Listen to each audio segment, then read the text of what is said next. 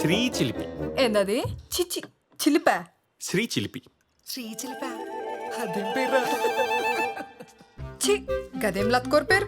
అరే పుట్టంగానే 7 బదులు నవ్విండంట, అందుకోసం అట్లా పెట్టిండ్రు తప్ప.